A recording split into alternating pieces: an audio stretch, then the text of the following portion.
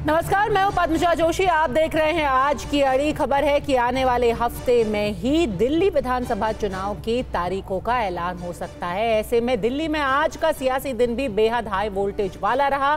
कल पीएम मोदी ने आप नहीं आपदा वाला नारा सेट किया तो आज गृह मंत्री अमित शाह ने दिल्ली का मोर्चा संभाला। अमित शाह ने कामकाजी महिलाओं के लिए सुषमा भवन का उद्घाटन किया। इस दौरान उन्होंने केजरीवाल पर हमला किया। उन्होंने करारा वार करते हुए कहा कि वो जब मैदान में उतरेंगे तो नया पुराना सारा हिसाब लेंगे और केजरीवाल को भी पूरा हिसाब देना होगा। दूसरी तरफ अरविंद केजरीवाल, जो कि लगातार हर दिन एक नया ऐलान, एक नई घोषणा, एक नई स्कीम लेकर के आते हैं, आज भी उन्होंने एक नई घोषणा की। उन्होंने कहा कि जब आम आदमी पार्टी की सरकार वापस सत्ता में आएगी तो जिन जिन लोगों के बढ़े हुए पानी के बिल आए हैं वो सब माफ कर दिए जाएंगे। इसीलिए उनमें से किसी को भी अपने पानी का बिल चुकाने की जरूरत है ही नहीं। साथ ही अरविंद केजरीवाल ने यह भी आरोप लगाया कि जब वो जेल गए उसी दौरान कुछ गड़बड़ी करके पानी के बिल बढ़ा दिए गए।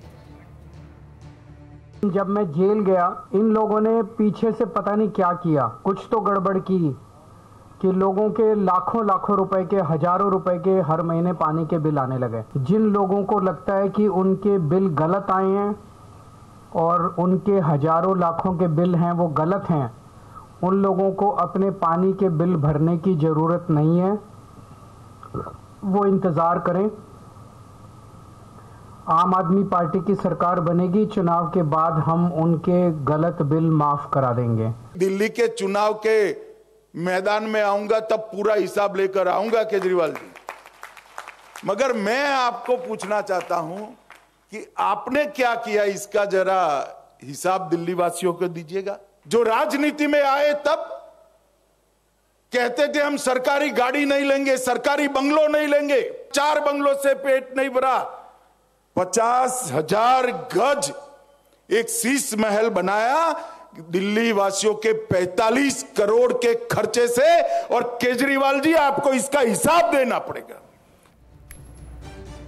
इधर अरविंद केजरीवाल एक नई स्कीम का ऐलान कर रहे थे तो उधर उन्होंने जो स्कीम ऑलरेडी अनाउंस कर रखी है, यानी कि महिलाओं के लिए जो उन्होंने स्कीम का ऐलान किया है, उसको ले करके कई महिला उनके 5 फिरोज शाह रोड वाले घर के बाहर प्रदर्शन करने पहुंच गई। ये महिलाओं का आरोप था कि वो पंजाब से हैं और वहां महिला सम्मान योजना की घोषणा तो हुई थी पर उनको उसके तहत 1000 रुपए नहीं दिए गए। अपने हाथ में पोस्टर लेकर के वो अरविंद केजरीवाल और आम आदमी पार्टी के खिलाफ लगातार नारेबाजी कर रही थी। उनका आरोप था कि अरविंद केजरीवाल और आम आदमी पार्टी की घोषणा सिर्फ एक धोखाधड़ी है। वहीं एक सवाल भारतीय जनता पार्टी का भी था कि आप घोषणा तो कर रहे हैं लेकिन इसके लिए पैसा किधर से आएगा। यहाँ तो हर इशू पे आप कह दें कि हमारे को लेफ्टिनेंट गवर्नर कुछ करने नहीं देते। पंजाब में तो ऐसी कोई स्थिति नहीं है, फुल फ्लैज स्टेट है आपके पास। हम दिल्ली की महिलाओं को ये बताने के लिए आए हैं, दिल्ली के लोगों के लिए बताने के लिए आए हैं कि जो हमारी माताएं बहनें अपने आप को ठगा महसूस कर रही हैं, कैसे देंगे ये आपको 2100 रुपया, कैसे देंगे, उसकी क्या प्रोविजन है इनके पास, क्या बजट में प्रोविजन है। इन्होंने 3 बार मुख्यमंत्री बन गए, पहले क्यों नहीं ऐसा इन्होंने कभी सोचा। इस बार केजरीवाल साहब को लगता है कि जमीन फिसल रही है। आम आदमी पार्टी सरकार को यह सत्ता मिली तो दिल्ली प्रॉफिट का बजट हुआ करता था। यह वर्ष 2024-25